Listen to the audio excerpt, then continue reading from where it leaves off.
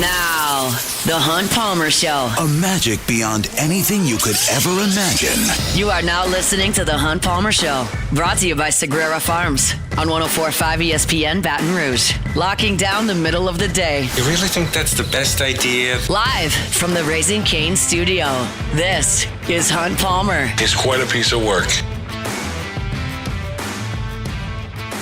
Welcome in. Hunt Palmer coming to you from the Raising Cane studio downtown in the capital city on this Thursday. Means we're brought to you by Sagrera Farms Premium Angus Beef. Working towards the weekend. Got Jordan Kitchens, Cassie Spazzali back there on the ones and twos and fired up. You are here with us. Andrew Allegretta, the voice of the Vanderbilt Commodores, is going to be with us at 1:30. Looking forward to that conversation. It's not the only voice we're talking to today. Chris Blair, voice of the Tigers, at 2:15. Luke Johnson here in what is now his new Tuesday spot at 2:30. Luke will join us from Saints camp. We'll also talk some Saints Bears coming up here in 15 minutes. As I'll say in the next segment, I know more about the Bears than any Saints opponent that they'll play all year because I've been listening to Cubs radio for the last 3 weeks, like a lot, and they talk about the Bears a lot, and so I catch some of that segment to segment. So I'm going to talk about the Bears here in 15 minutes. Looking forward to all of that discussion. We're going to talk about Vanderbilt's offense coming up at 2 o'clock, my kind of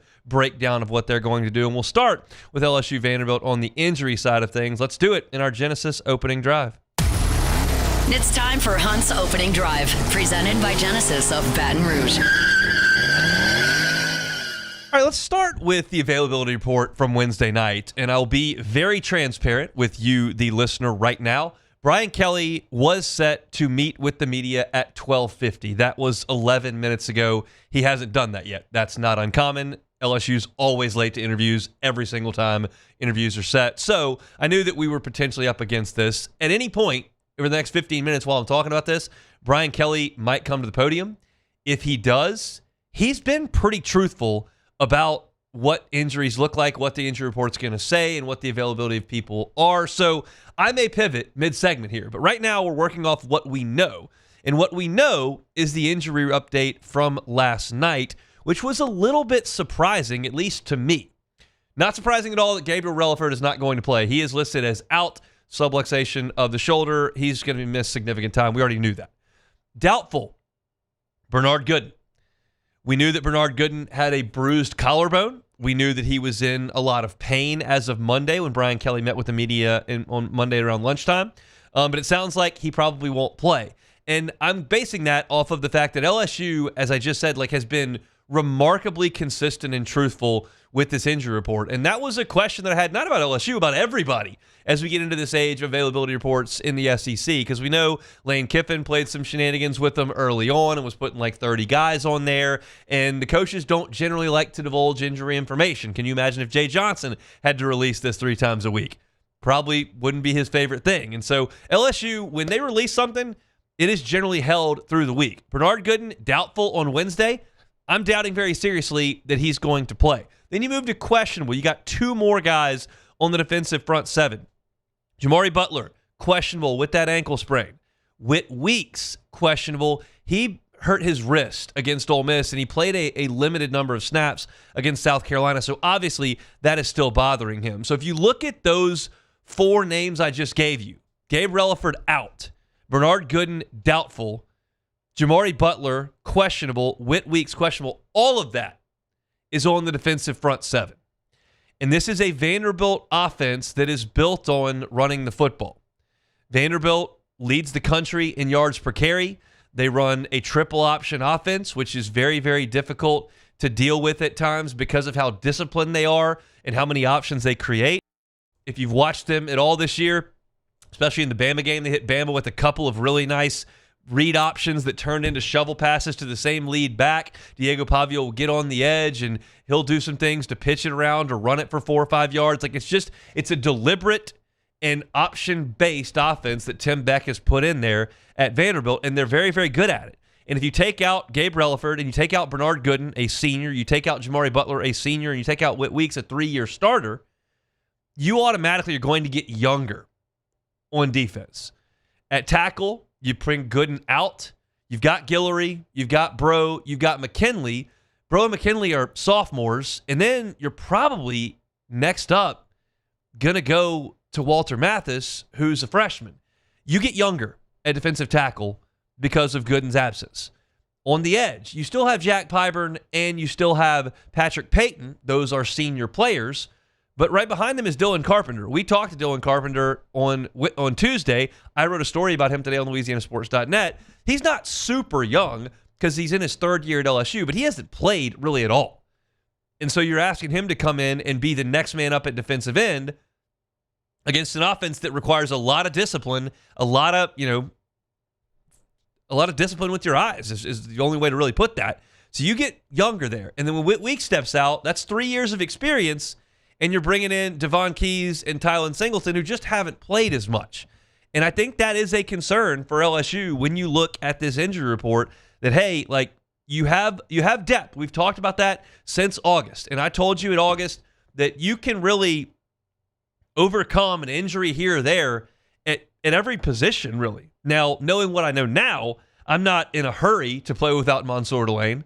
I'm not in a hurry to play without A.J. Halsey.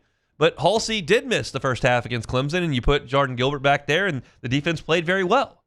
And you have played without West Weeks at times this year, and you put Devon Keys and Tylen Singleton in there, and Witt has missed a little bit of time here and there, and you played those guys. So it's not completely foreign, but we'll see how much Walter Mathis has to play in this game on Saturday, or how much you can see what you're getting from Jacobian Guillory, Ahmad Bro, and Dominic McKinley. The good news is that Vanderbilt doesn't run a lot of plays. We're going to talk about this in the second hour. Vanderbilt is the slowest team in the Southeastern Conference, so it's not an issue of being gassed. It's just an issue of making sure that you're in the right place. Now, I do know that right now, Brian Kelly is at the podium, so let me reset this with new information you're learning about at the same time I am. Bernard Gooden remains doubtful, so that stays put. Whit Weeks is questionable. Jamari Butler is questionable. That's the same. And then probable Aaron Anderson and Paul Mavinga. So LSU's not going to change its injury report tonight. So that's not surprising. And look, I think as you look at it, and I haven't gotten to the offensive side, that's where Aaron Anderson and Paul Mavinga are both probable. But on the defensive side, here's my opinion. And this is just that. I have every bit as much information as you do on this. Gooden being doubtful on Wednesday and Thursday, he's not going to play. If he does, I will change my tune on this. That'll be new information. I have not seen an LSU player move from doubtful to questionable and play this season. That hasn't happened yet. Questionable. Those guys have generally gone. Aaron Anderson didn't last week. He warmed up, didn't go. We'll see what Jamari Butler, his ankle feels like. They've got real depth there. So with Carpenter playing, I think you've got a chance to see him play. I would be surprised. Again, this is Hunt Palmer, conjecture, guessing educatedly about knowing how Whit Weeks is wired and knowing what's on the line for this team in his college career. I would be surprised if he didn't play with a wrist injury at linebacker. If it was a knee injury where he could not run, he could not pivot, he could not move, okay. And I don't know what the wrist injury is, and I'm not a doctor, so trust me, there is room here for me to be completely wrong, but a wrist injury feels like to me that it just hurts. If there's risk of him significantly damaging it further, well, then you probably don't send him out there. But if it just hurts, it feels like he would go out there. Now, I'm just talking in my head, talking through this. If it just hurts, he's probably not questionable. He's probably probable. So we'll see. But Aaron Anderson and Paul Mavinga on the offensive side look like they're good to go. Aaron is taking very much the same trajectory that Trey'Dez Green took. Trey'Dez Green went down with that knee injury, blocking against Louisiana Tech. He missed a week. Then he went out in warm-ups and with a brace on and gave it a go in warm-ups and then sat, and then he was ready to go after the bye. At Ole Miss, and then there was a bye. Aaron missed the second half against Ole Miss, and then he warmed up last week and didn't play. So this is the same track with the same area of pain that Trey'Dez Green had, and I anticipate that you will see Aaron Anderson. That is a big deal. They need him. He is the same general skill set as Kyle Parker, same general skill set as Xavion Thomas. He's just better than them. And we know that Garrett Nussmeier trusts him.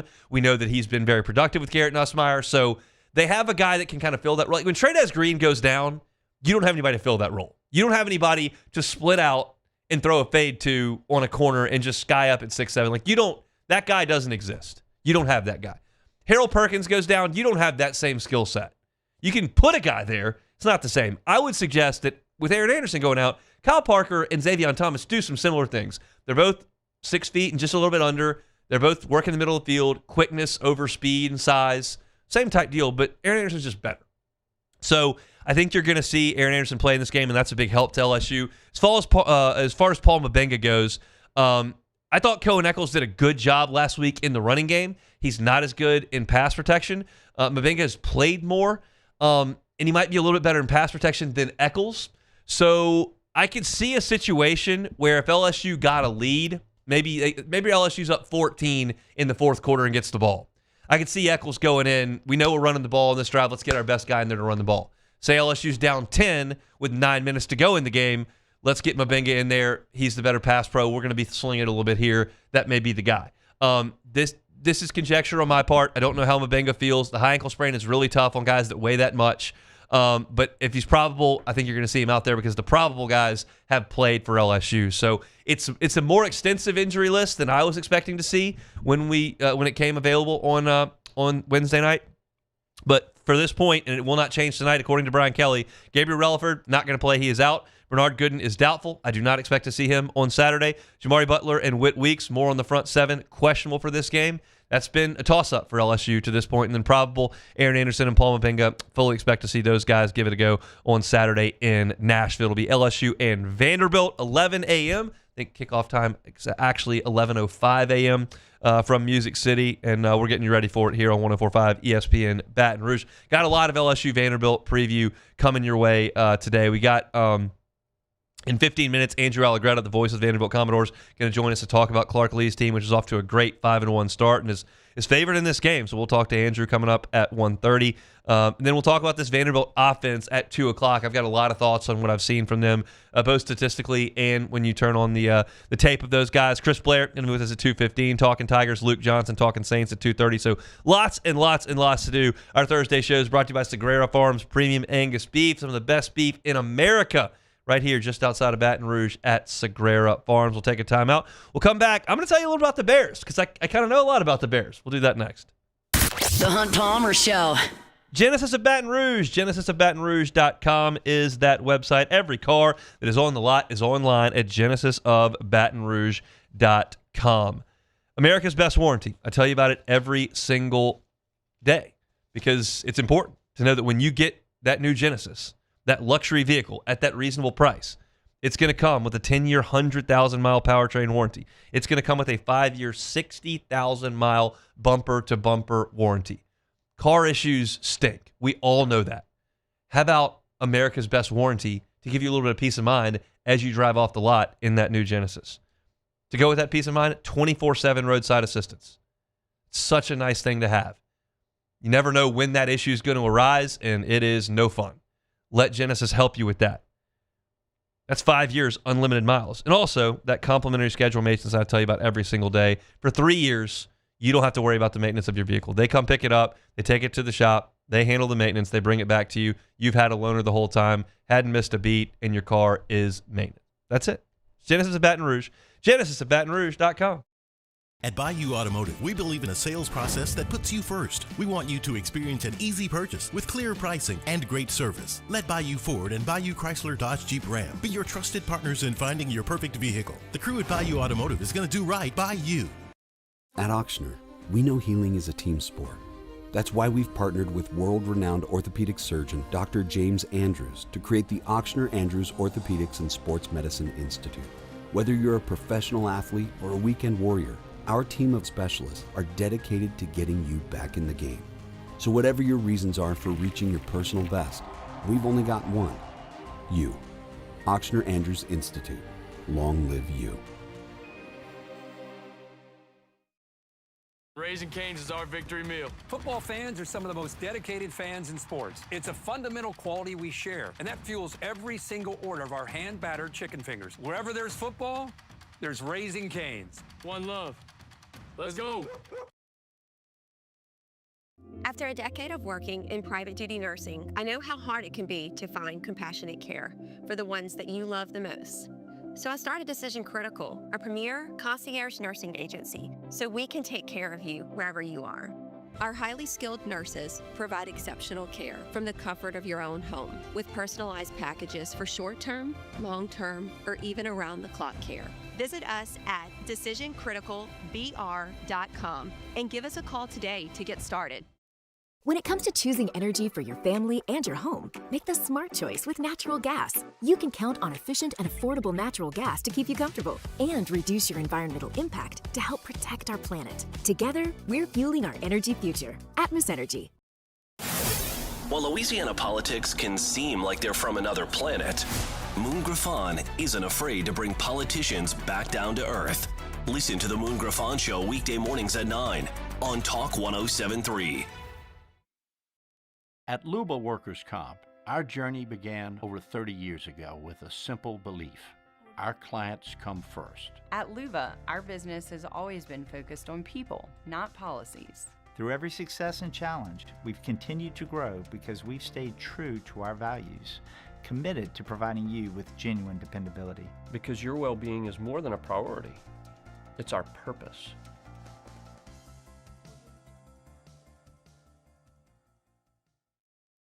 Family owned and community driven. Service Chevrolet Cadillac, a legacy you can trust since 1972.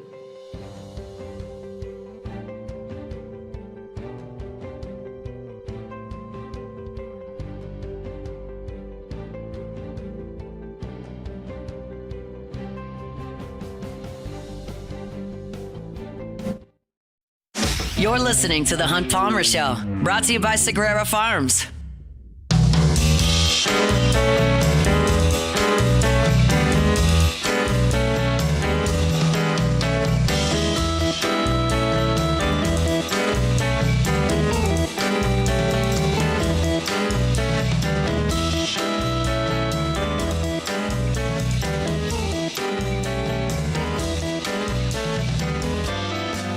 Sagrera Farms Premium Angus Beef.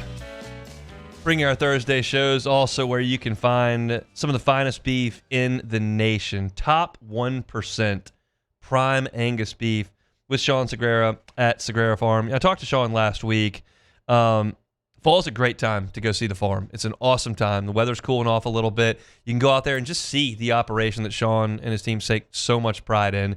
Started out as a labor of love, and it still is. But it's also a business now because y'all have been so great in patronizing them because you've seen how great their product is. You're talking about an opportunity to go out there, see the cows, and understand what you're buying when you buy it. You can see their operation. You can see the marbling and the flavor profile of all of this beef.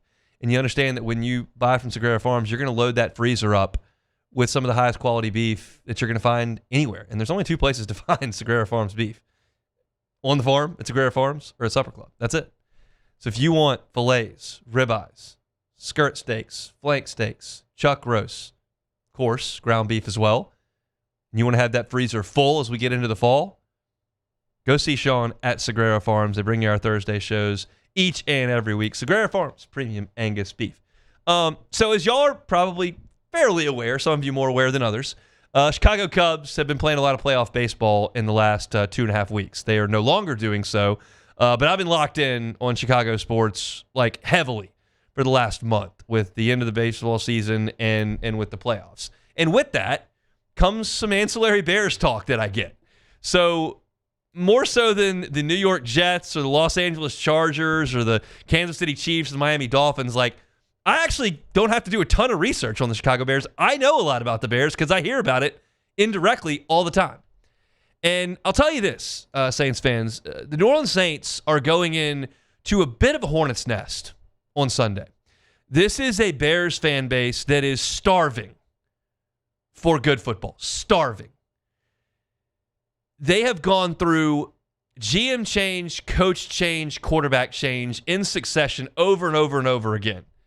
It's Mitch Trubisky. It's Matt Nagy.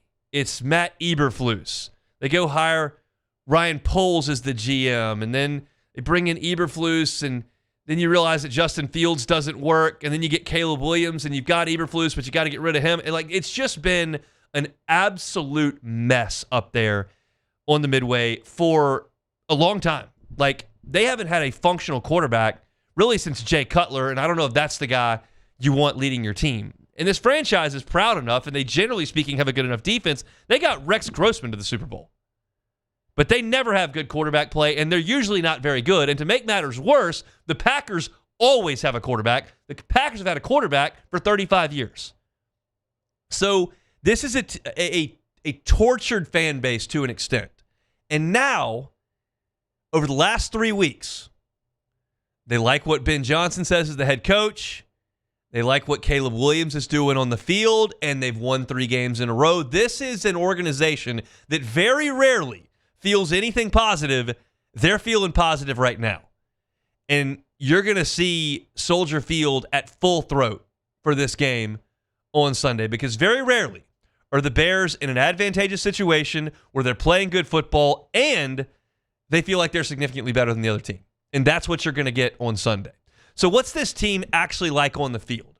Well, I'll tell you this. Caleb Williams was not very good last year. It was a mess. The Bears did not have a good offensive coaching staff. They did not have a good offensive line at all. They had disgruntled playmakers. They couldn't run it. Caleb was kind of freelancing, freestyling, winging it all over the place. Then you find out he's not working that hard. And, well, what did Caleb Williams actually tell his representation through his father, that he didn't want the Bears to actually draft him in the first place? And, like, all this stuff is going on. And it was a big, big mess last year. And when the Commanders hit that Hail Mary to beat them, the whole thing cratered. And Eberflus got fired, and they had to start from the bottom up. But they went and got Ben Johnson. And Saints fans know that you were in the coaching market, and Ben Johnson was the guy that everybody wanted, and the Bears got him. And he's come in, and he's changed the culture there. And he's got Caleb Williams playing much better football over the last 3 weeks. They've led a couple of late drives to take leads, and they hit that game-winning field goal on the road against Washington on Monday, which is a really nice win for them. They come from behind in the second half to do that. Caleb Williams is playing better. Rome Odunze, they really like on the outside. He did not do much last year. He's been better this year. DJ Moore is a nice number 2. He made more plays than Odunze on Monday. And then you've got tight end, where they were expecting Colson Loveland to be a huge piece to what they were doing. They took him in the first round of the draft, and they haven't done a lot with him. They've got Cole Kmet there, an old Brian Kelly prospect, and they've got a nice cast of playmakers around Caleb Williams. DeAndre Smith had a big play in the game on Monday. He's been a little bit underwhelming, but the offensive line is the problem with the Bears, and they have really struggled at tackle. They drafted Audrey Trapillo. He hasn't been an answer. He's now not starting. They've got Darnell Wright over at the right tackle, and they've gone at left tackle to Theo Benedet, who was an undrafted free agent. It's in his second year with the Bears. He played a little right tackle, then they kicked him over to left tackle, and he was their guy for the first time on Monday night. This is where the Saints must attack. If the Saints do not win at the line of scrimmage against the weakest point of the Chicago Bears offense, the Bears will score points on the Saints. Like, the Bears, they have a good coach who's very creative.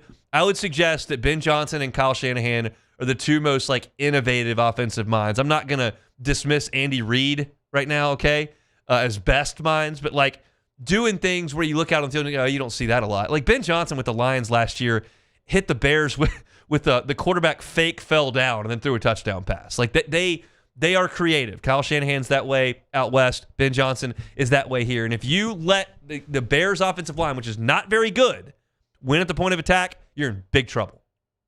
Now, if you flip things to the defensive side, the Bears defense got embarrassed by the Lions in week 2. Embarrassed.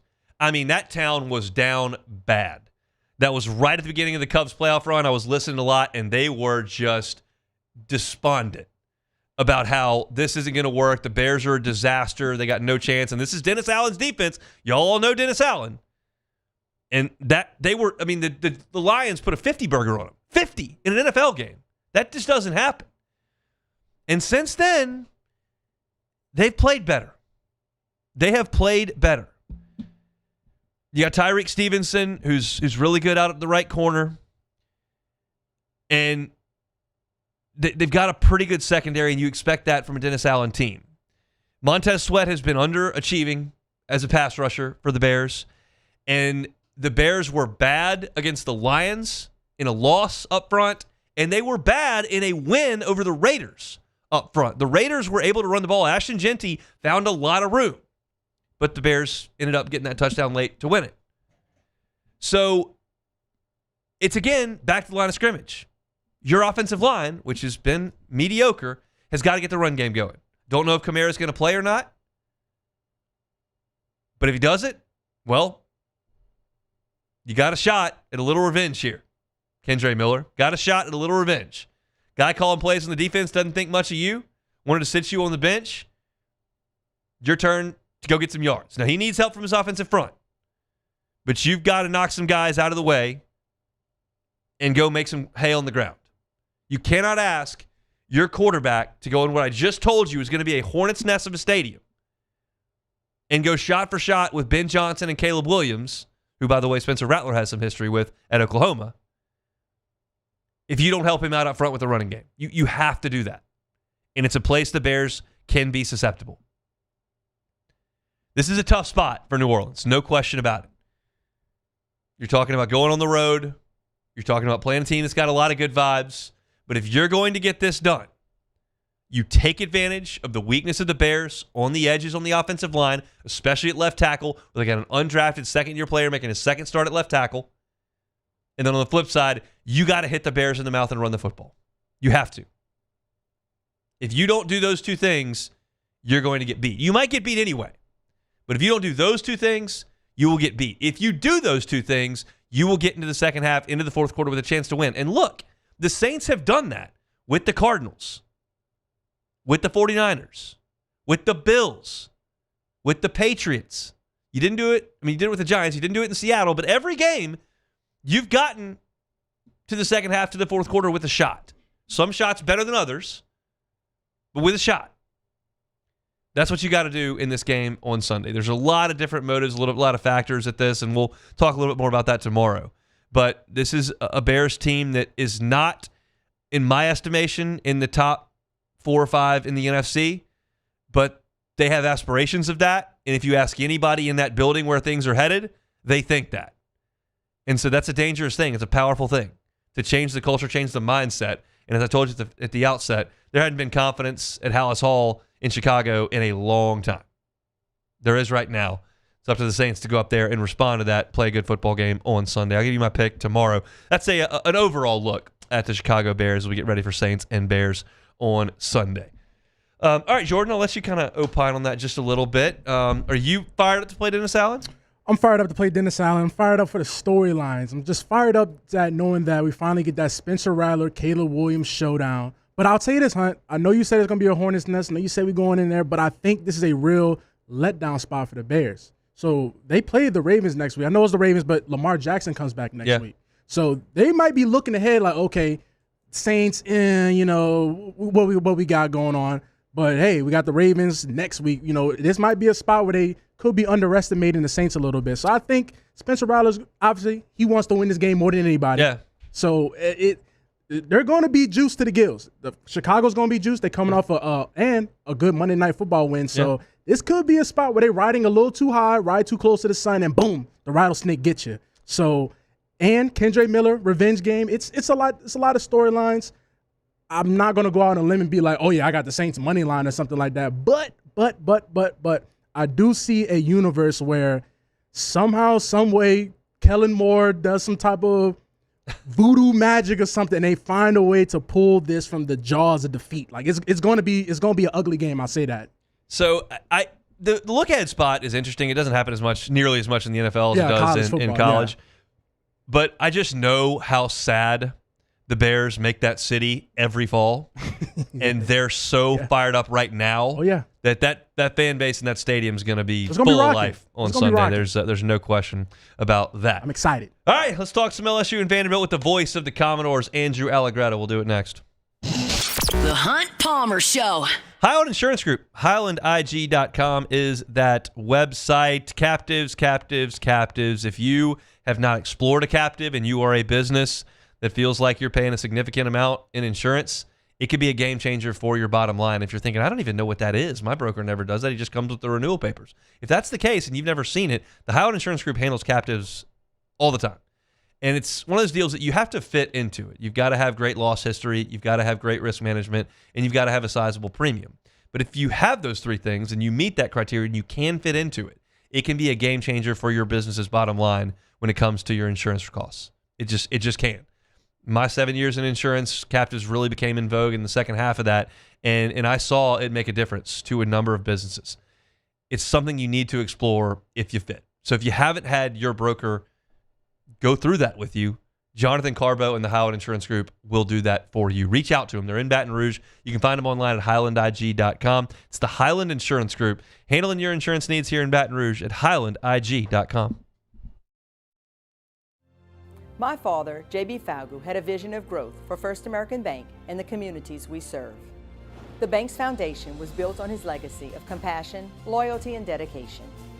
Through his years of leadership, First American has prospered to heights even J.B. could not have imagined. I know my father would be extremely proud of the customer service and financial stability that First American provides to Southeast Louisiana. We continue to thrive because of the legacy of J.B. Falgu. BRAC teamed up to reimagine your parks, and you imagined big. With your help, we went to work, creating 12 beautiful community parks across the parish. A family-sized water park, miles and miles of trails, and parks just for your dogs. There are more places to splash, to explore, to run wild, and even soar. You imagined, we delivered. Gold. BRAC, your #1 park system in the nation. These ice cubes could have been a thankless bed for an all-you-can-eat salad bar. But instead, they cradle and cool the crisp, refreshing Dos Equis. Nicely done, ice cubes. Need security services you can count on? With Veteran Security Services, you're always protected. Locally owned and proudly serving the Gulf Coast, they're not some big national firm chasing profits. They're neighbors protecting neighbors. From petrochemical plants and healthcare facilities to port and maritime operations, Veteran Security delivers reliable protection you can trust. Choose community.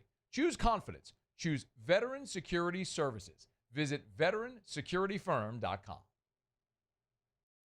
Men, age is just a number. Don't let it dictate how you feel. Goodwood Men's Sexual Wellness has anti-aging services that can help you look and feel your best. Visit yourgoodwood.com and discover a renewed sense of vitality. Trust isn't given, it's earned by showing up, leading the way, and performing at your best when it matters most. Our Lady of the Lake sports medicine experts know what it takes to improve performance and build champions at every level. That's why LSU chose Our Lady of the Lake as its championship health partner, trusting Louisiana's best medical team to care for our state's best athletes. From championship athletes to everyday champions, trusted care starts here. I trust the lake. After a decade of working in private duty nursing, I know how hard it can be to find compassionate care for the ones that you love the most. So I started Decision Critical, a premier concierge nursing agency, so we can take care of you wherever you are. Our highly skilled nurses provide exceptional care from the comfort of your own home with personalized packages for short-term, long-term, or even around-the-clock. You're listening to The Hunt Palmer Show, brought to you by Sagrera Farms.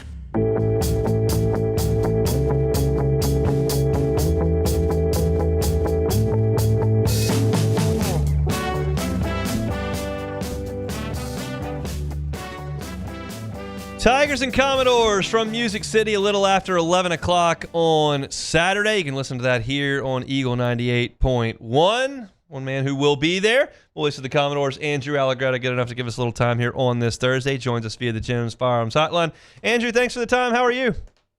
I'm doing well. How are you? Doing quite well. We spoke back in August, and I asked if it was important for Vanderbilt to get off to a good start, and you kind of said, well, I don't really know. I don't know. Well, they did, so they've gotten off to a 5-1 start. How are the vibes in Nashville at this point? Yeah, very illuminating interview. I don't know. Maybe they get off to a good start. Maybe they don't. Who knows? It's obviously positive. Yeah. We're kind of setting a lot of records or hitting a bunch of benchmarks that date back to, like World War II, like one of them this week, the fact that LSU and Vanderbilt are both ranked for the first time since 1947. We scored 70 points in a game for the first time since 1918. So we're doing a lot of that stuff. But I will caution that I don't know that anybody is, too far down the road with enthusiasm, because I think they recognize it's a unique team here at Vanderbilt, and there's still 6 games to go, obviously with a very challenging one on Saturday. No question, challenging one for LSU as well. I want to talk about the start that Vanderbilt did get off to, specifically the Alabama games. I think that's the most interesting. What did you see in that game, big picture, from Vanderbilt in Tuscaloosa? I saw a team that probably beat itself. And I think they would concede to as much. They certainly didn't play a Vanderbilt brand of football. I mean, Alabama is going to force you, and great football teams are going to force you into playing a style of football that is not your own. And obviously, Alabama made some tremendous plays in that game to get Vanderbilt out of its own space. We've talked a bunch this week with the coaches and whoever else about the fact that Vanderbilt didn't sustain drives in that game. Vanderbilt had no 5-minute drives in that football game. They were 3 and out once. They were 4 and out twice. Their average number of plays per drive was 6. That's not what Vanderbilt does. When Vanderbilt is at its best, it's going to have 8 to 10 play drives. It's going to dominate the time of possession. It's going to finish with touchdowns in the red zone. They turned it over twice in the red zone versus Alabama. This is me speaking, not anybody else, but I left Tuscaloosa being, a little bit bummed out that the Tide didn't beat us better, if that makes sense. Like, it's okay if they punch you in the teeth and you gave it your best punch back, but I think Vanderbilt left that game, number one, recognizing how talented Alabama is, but also thinking, man, if we had just kind of dusted up our thing, whether we win or lose, who knows? But you could have walked out of the stadium not kind of wishing you didn't turn it over twice in the red zone and things like that. Vanderbilt leads the country in yards per carry. How do they do that? Well, with a really good offensive line. I can't remember if we talked about this back in August or not, but one of the things that they did, and I talked about it with Chris Blair earlier this week, like no matter how big your resources are or small, at some point they're finite and you have to decide where you're going to dedicate your resources. And Vanderbilt, through the transfer portal, dedicated a lot to the trenches, offense and defensive lines, but they've done a great job building a good offensive line. We saw that versus Virginia Tech. We saw that good versus South Carolina, just kind of push those teams around throughout the course of 4 quarters. I think they did fine versus Alabama. They ripped off that 65-yard touchdown run by Cedric Alexander. They ripped off a 35-yarder by Diego Papia. So the offensive line, I think, deserves a ton of credit. We've got good backs. We've got backs that are very diversified, if you will. Cedric Alexander is kind of an all-around back. He can block, he can catch, all of that sort of stuff. M.K. Young has, I think, multiple 60-plus yard rushes here this season. There's a little guy by the name of Del Lassiter. He's like, 5 foot nothing, but has a ton of speed, a former walk-on. So it's a stable of running backs with different skill sets and an offensive line that has been very, very physical so far. Is it fair? I hear this a lot from analysts and folks that are discussing Vanderbilt. Is it fair to call it some sort of an option offense, or do you see it in a different way? I don't think it's fair to say option because of mostly what that's going to conjure in people's minds. Like, that's going to conjure Army and Jeff Monken or Georgia Tech and Paul Johnson. Like, it's not. We're not sitting there with an A back and a B back and all of this sort of stuff. So I'm not sure that I think option is truly the best way to describe it. I don't know that I've got the perfect way to describe it. It's an offense that has kind of mixed and matched a lot of things together. Chris Klinakis is our offensive line coach. He used to be the offensive coordinator back at Nevada years ago. So there's a lot of pistol in there. There is option looks, obviously, clearly. But it's not. We're going to roll out. It's not that form of option. I just think it's an offense that is very motion heavy, that has option elements, and is looking to get the defense, out of position with the way that they're going to attack them. So, someone smarter than me can probably put a good term on it. I've even asked Tim Beck, like the offensive coordinator, like, what do you call this? And like he even hedges. It's just like it's our offense. It's just what we do. It's kind of conjured together from years of Tim Beck working with Jerry Kill or Chris Klonakis working with Colin Kaepernick, and it's their own thing. It's been very, very effective thus far. Andrew Allegretta is our guest. He's the voice of the Vanderbilt Commodores. Tigers indoors on Saturday morning for the start into the early afternoon. Let's talk about the defense now. It's Clark Lee's side of the football. What's the strength of this Vanderbilt defense? It's going to be the front seven in some form. I think the strength of the defense, and quite frankly, it's kind of Vanderbilt in general, is their ability to execute.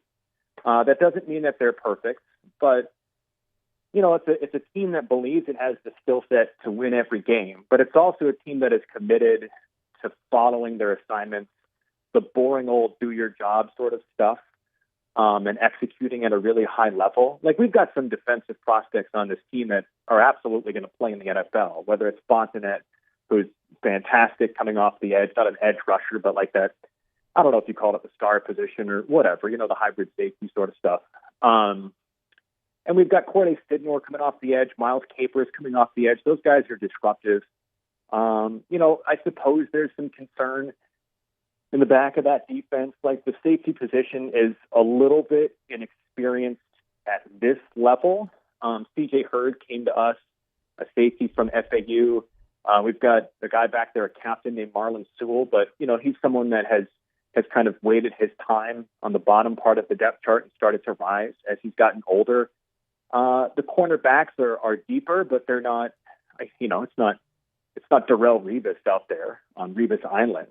They're still very talented, don't get me wrong, but it's a defense that I think buys into the way that they play very well. And I think we've got a very good defensive coordinator in Steve Gregory that's been very adept on knowing when to send pressure, when not to send pressure, how to vary the looks and get teams just a little bit off balance. I mean, if you're asking me like where the best talented players are, it's probably going to be the edge rushers and Corday Sidnor, Miles Capers, and then the linebackers are really deep. Langston Patterson and Longwell and Bryce Cowan and Nick Rinaldi. They've got a lot of pieces there. But if you're talking about like, who's going to be a first-round NFL draft pick sort of stuff, I don't know. That's for a scout to tell you. So if we bring this to an LSU-specific conversation with Vanderbilt, what are one or two things that you think Clark Lee and his staff want to make sure they accomplish on Saturday to win the game? Stay ahead of the change. To me, the whole, and that's a ridiculously boring football answer. I get that. But like, if you don't and you're Vanderbilt, you get the Alabama game.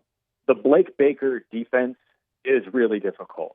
Obviously, they're doing a tremendous job this season against everybody that they've played. Vanderbilt has played Blake Baker as the defensive coordinator 3 times, twice at Missouri, once at LSU. Different coordinators for Vanderbilt, different players. But Vanderbilt is 0-3 versus him. And they've averaged 17 points per game, thereabouts, in those 3 games. If his attacking style of defense disrupts the way that Vanderbilt is going to play, and Vanderbilt sits in 2nd and 11 instead of 2nd and 6, or they sit in 3rd and 9 instead of 3rd and 2, like that feels like an uncomfortable spot for Vanderbilt to be in. So how Vanderbilt handles the way that Blake Baker dials up the defense, which I don't know that he's going to rush 6 guys on all of his plays. I don't know that, obviously. But, it's his tendency to be very aggressive. And if Vanderbilt can't figure out a way to handle the aggressiveness, they're going to be stuck in 2nd and 12, and that's the problem. And if it comes down to a kick, I don't think that would surprise anybody, certainly not the folks out in Vegas. But if it came down to a 41-yard field goal, how does Vanderbilt feel about that? Pretty good. Brock Taylor's been fantastic. It's not perfect. Nobody's perfect. But he's been outstanding. I think Vanderbilt's field goal range, quite honestly, like if it came down to a game-winning field goal, like to shoot straight, it's probably 65 yards and in for Brock Taylor, like if it came down to a game-winning field goal. But he holds the program record at 57-yarder versus Missouri a season ago. He also holds the program record for most career 50-plus yard field goals. I think it's 6 or 7 at this point. So he's got a big, strong leg. He's been pretty darn accurate. Nobody's perfect, but if you're telling me we've got a 40-yard field goal to win the game at the buzzer, I think we're happy to trot Brock Taylor out there. I think both teams probably in that boat at this point with these two kickers that have been very good. Andrew, we appreciate the time today. Enjoy the football on Saturday. Absolutely. Thanks, man. He is Andrew Allegretta, voice of the Vanderbilt Commodores. Good enough to give us a little bit of time here on this Thursday. I've got my thoughts on Vanderbilt's offense coming up at 2 o'clock, and we are in lockstep there. He certainly knows Vanderbilt a lot better than I do. But when you look at Vanderbilt statistically, it's just very, very obvious what they're trying to do.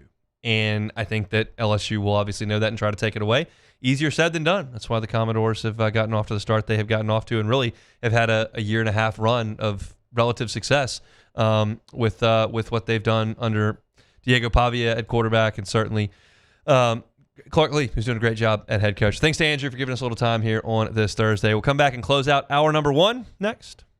The Hunt Palmer Show. Swing Easy Golf Club in Baton Rouge. SwingEasyGCBR.com is that website. Looking to go watch the game somewhere on Saturday? How about Swing Easy Golf Club? They're open on Saturday. Can promise you the weather's going to be perfect inside, which is where Swing Easy Golf Club is. You go in, bring your clubs.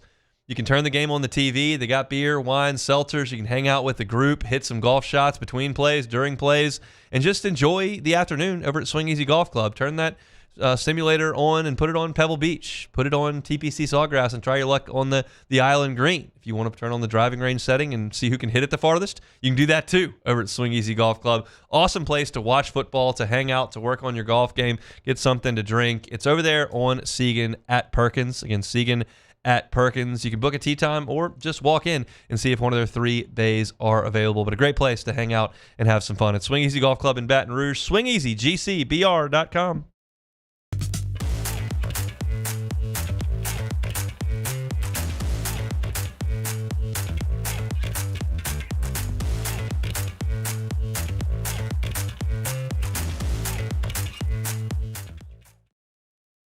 When it comes to pipe fabrication, time is money.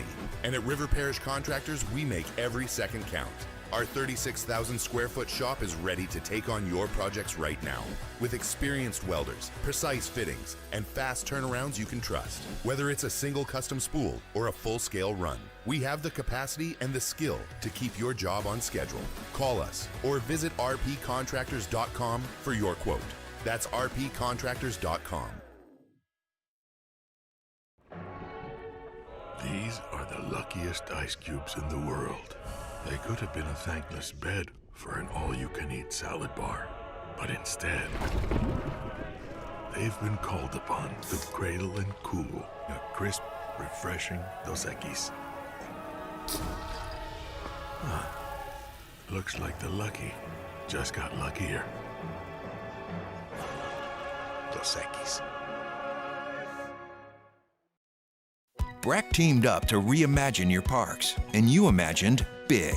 With your help, we went to work, creating 12 beautiful community parks across the parish. A family-sized water park, miles and miles of trails, and parks just for your dogs. There are more places to splash, to explore, to run wild, and even soar. You imagined, we delivered. Gold. Breck, your #1 park system in the nation. ED, low T, or simply seeking to optimize your health and performance? Goodwood Men's Sexual Wellness offers a range of discreet services to address your specific needs. We empower men to reclaim their health and confidence. Visit yourgoodwood.com. Raising Cane's is our victory meal. Football fans are some of the most dedicated fans in sports. It's a fundamental quality we share, and that fuels every single order of our hand-battered chicken fingers. Wherever there's football, there's Raising Cane's. One love. Let's go. In South Louisiana, you can always count on good people coming together to help our children. At Dreams Come True, we grant wishes for Louisiana children with life-threatening illnesses. But to do this, we need funds. That's why we're trying to raise $100,000 for Dreams Come True by giving away the Blessed Builders School. Make your backyard's dream come true while helping our kids.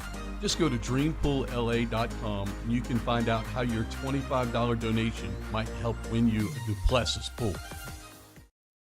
Flight by Yingling is raising the bar by crafting the next generation of light beer. With only 2.6 carbs This is the Hunt Palmer Show, brought to you by Sagrera Farms.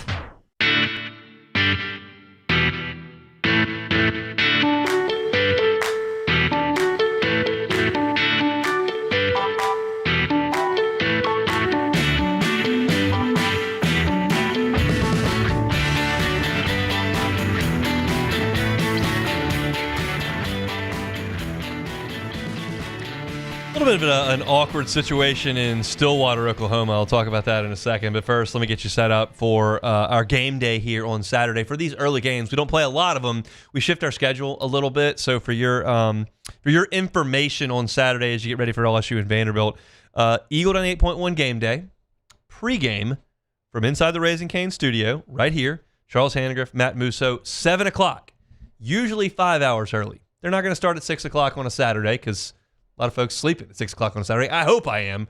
No guarantee with two littles. But 7 o'clock start, 4 hours before kickoff. They'll go for 2 hours on the pregame show. They'll hand it off to me on the LSU Sports Radio Network at 9 o'clock. We'll go for 90 minutes, 95 minutes or so on our official network pregame show. Then they'll have the call of the game from up in Nashville. It'll be Gordy Rush, Jacob Hester, and the voice of the Tigers, Chris Blair. 30 minutes after it goes final, me, Brandon Taylor, Marlon Favorite on the network postgame show for about an hour. And still, 90 minutes after the game goes final, a 3-hour Eagle 98.1 postgame, taking your phone calls from Rouse's on Burbank, Charles Hannegriff, and Richard Dixon. So 7 o'clock pregame right here in studio, then network pregame at 9. 30 minutes after the game goes final, network pregame for an hour. And then you'll have 3 hours of Charles Hannegriff and Richard Dixon from Rouse's, Burbank, and Lee on Saturday. So you're looking at 7 a.m. to somewhere in the neighborhood of 8 p.m.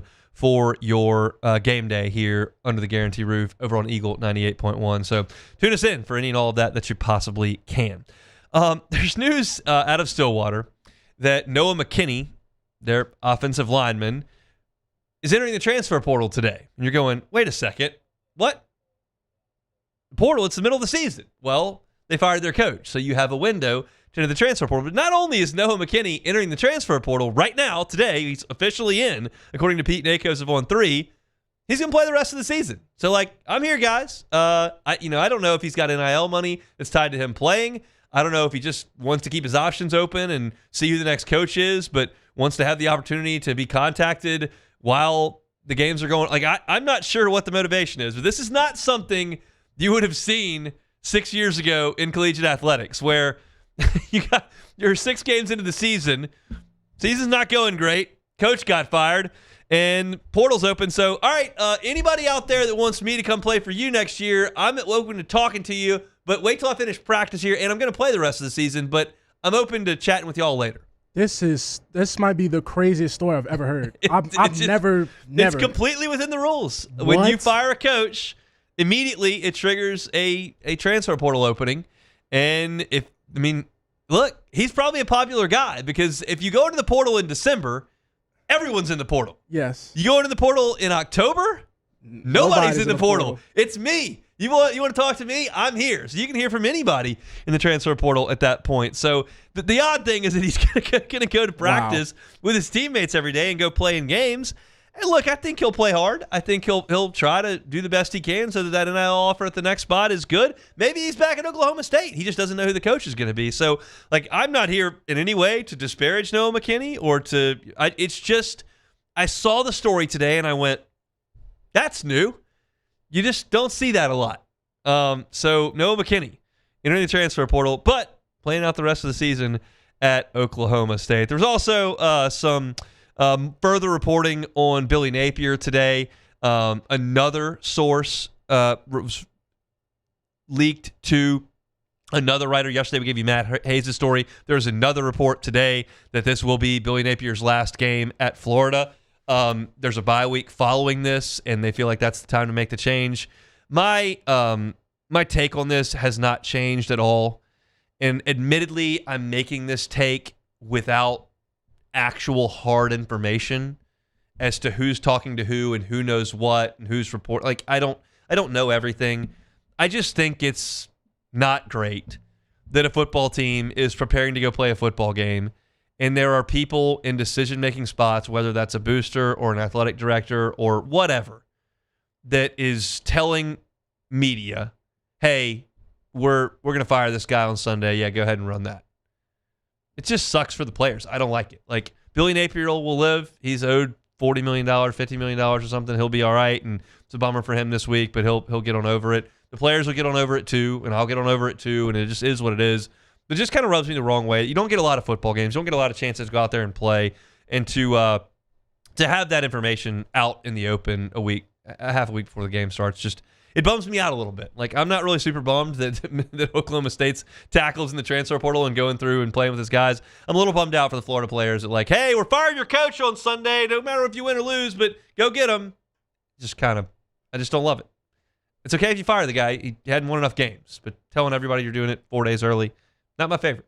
All right, that's it for hour number 1. We will pause for Sports International headlines. I'll come back, preview a little Vanderbilt. It's the Tuesday edition of the Hunt Palmer Show. The Hunt Palmer Show. It's actually not Tuesday, it's Thursday, but those start with T, and sometimes I confuse them, is what it is. One Bath and Closets, you can call them on a Tuesday or a Thursday. OneBathAndClosets.com is the website. David Vaughn and his team, 30 years redesigning and remodeling bathrooms and closets. I say remodel, redesign. A lot of times you think big stuff, big projects, big dollar signs. Well, they can do all that. They're very capable, but it doesn't have to be that. It can be something that is quote unquote simple, like a tub to shower conversion. If you've got that big jacuzzi style tub, or you've got an old dingy tub that you don't use, take it out. You're talking about what David Vaughn tells me. It depends on the course and scope of the work, but generally a tub to shower conversion can be done in 3 to 5 days. If you need financing, they've got that available, 0% up to 18 months, and you can have a brand new, gorgeous walk-in shower in the place of that old dingy, functionless tub quickly. So call David or check out the website, OneBathAndClosets.com, and get that process started today. It's One Bath and Closets. Find them online, OneBathAndClosets.com. At Bayou Automotive, we believe in a sales process that puts you first. We want you to experience an easy purchase with clear pricing and great service. Let Bayou Ford and Bayou Chrysler Dodge Jeep Ram be your trusted partners in finding your perfect vehicle. The crew at Bayou Automotive is going to do right by you. Baton Rouge's home for real rock. It's Eagle 98.1. Foo Fighters. Led Zeppelin. AC/DC. Pearl Jam. And the flagship home for LSU sports. Take us anywhere with the Eagle 98.1 app. Eagle 98.1 is the rock station. Today, we are shaping tomorrow. We are researching how extreme stress impacts the immune system, from trauma victims to athletes and even astronauts. Our work is leading the way in sepsis treatment, saving countless lives. We're unlocking the mind with music in exciting new ways. Our Lady of the Lake Health and LSU are improving the health of our state. That's the impact of champions. Imagine the impact we'll have on the future. Together, we roar. Hi, this is Beth Serena. Welcome to my pool.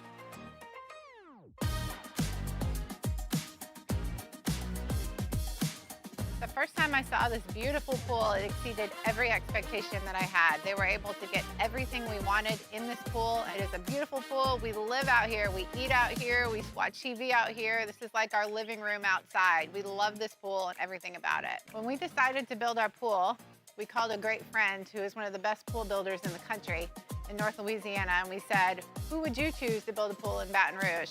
And without a hesitation, he told us Russell Pools. He said their history, tradition of great builds, great pools was unmatched. So of course, who did we call? Russell Pools. The advice I would give to anyone looking to build a pool is first call Russell Pools. They'll do an incredible job. It'll be incredibly organized. It'll be time efficient, and you will have your pool in no time.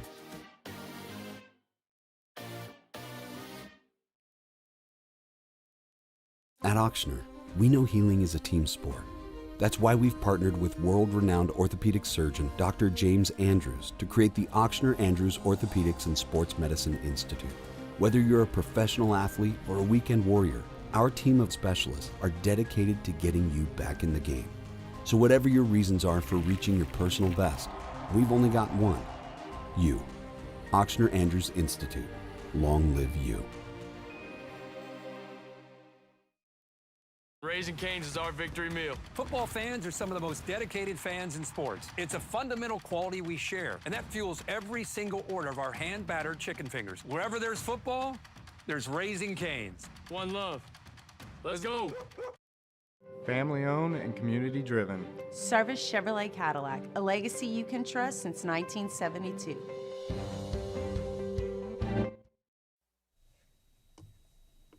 This is SportsCenter. I'm Nick DeLuca. The Major League Baseball postseason continuing tonight. Game 4 in Seattle, Game 3 in L.A. The Dodgers looking to take a commanding 3-0 series lead over the Brewers. Took the first two thanks to some outstanding pitching. Still looking for impact from Shohei Ohtani. ESPN's Jessica Mendoza hoping Shohei will show more discipline at the plate. Lay off the inside pitches. What you don't see are the pitches leading into that. They are coming inside with the fastball, and he's swinging at it. What does that allow you? Now you're flying everything to get to that pitch, so then everything else, your front side's gone. You have no chance.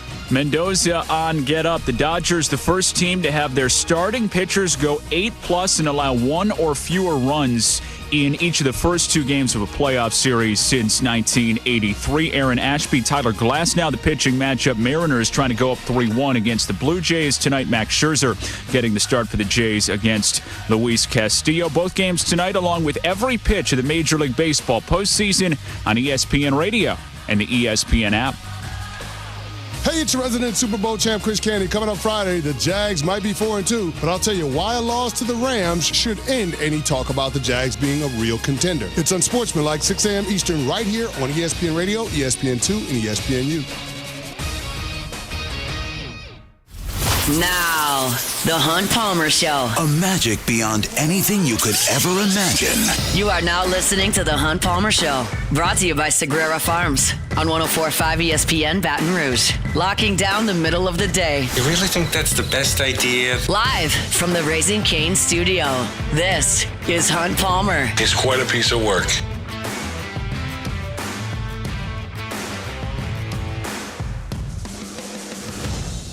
Hour 2, Thursday edition of the Hunt Palmer Show, brought to you by Sagrera Farms Premium Angus Beef. Chris Blair, voice of the Tigers, in 15 minutes. Luke Johnson covers the New Orleans Saints. He's here in 30 minutes. Have a practice update. Alvin Kamara has not been there the last couple of days. We'll see what his status may look like as we move forward into Saints and Bears coming up on Sunday. Let's talk some Vanderbilt, specifically on the offensive side of things.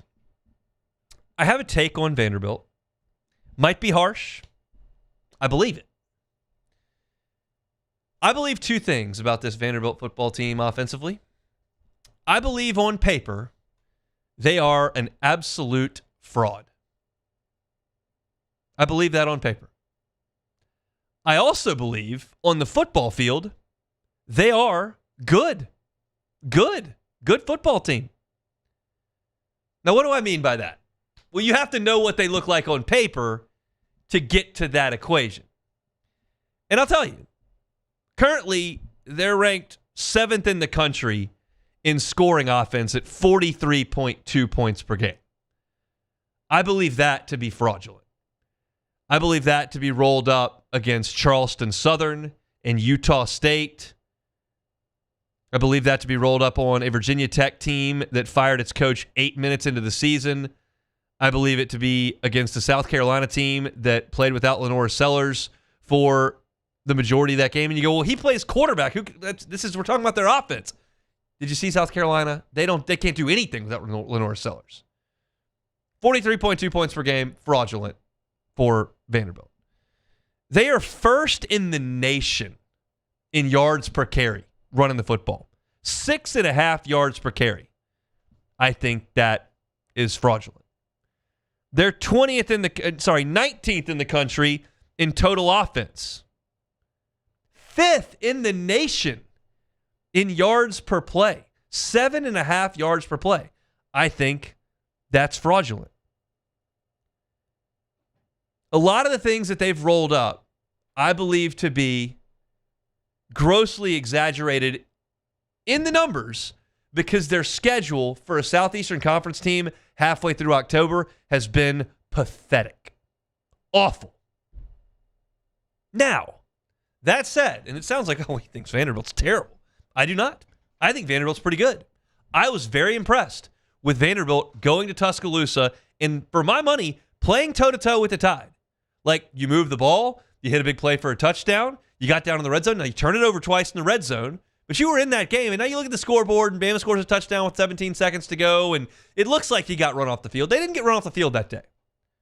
And I think they're good on offense. I think Tim Beck has done a phenomenal job offensively. I think that Vanderbilt has such a clear identity that they are playing to, and their execution of that has been wonderful. And that's LSU's challenge in this game. I don't go into this going, this team leads the nation in yards per carry. Is this Eddie Lacy behind the 2012 Alabama offensive line? It is not. This team is 5th in the nation in points in yards per play. Is this Steve Spurrier's fun and gun in the 90s? It is not. All of those national rankings are trash because their schedule is trash. Their offensive identity, not trash, and it's really good. Let me tell you what it is. This is a team that does a good job in time of possession. They're 46th in the country. Now, that's not going to catch your eye, but they control the ball about 31 minutes per game. But in being a top 50 team in time of possession, in terms of plays run, they are 118th in the nation in plays run. Top 50 in the country, time of possession, bottom 20 in the country in plays run. What does that tell you? They're going slow. They want to run the ball. They hand the ball off a lot. And when they hand it off, they're trying to get 3 or 4 yards. Stop. 3 or 4 more yards. Now where are we? We're in 3rd and 2. 3rd and 2, we can handle. Guess what? 2nd in the nation in third down efficiency rate, 58%. 2nd in the nation. We run the ball. We get 3 yards. We get 4 yards. It's 3rd and 2. We convert that. We drive the ball down the field. We control the clock. We get in the red zone. What do? We run the ball. We get 4 yards. We get 6 yards. We get down there inside the 5. We run the ball. And the red zone touchdown percentage, 6th in the nation, 81%. This is what they want to do. They want to bleed the clock, run this option offense, pick up a few yards here, pick up a few yards there, bleed the clock, and grind you to a pace. And this is a winning formula for Vanderbilt because most Saturdays, they're going to go out there in the Southeastern Conference, and they're not going to have the NFL dudes that the other team has. They're not. So running fewer plays with our lack of NFL dudes and your NFL dudes, better for us. Because the more times you rep that, the greater chance you have to fall behind. And they're not going to do that. They're going to stay in front of the chains and run the ball. And when they do throw it, they're effective with it because it's very controlled. They're not looking to hit deep shots. It's controlled. That's why they're 18th in the country in completion percentage. They're right at just a tick under 70%.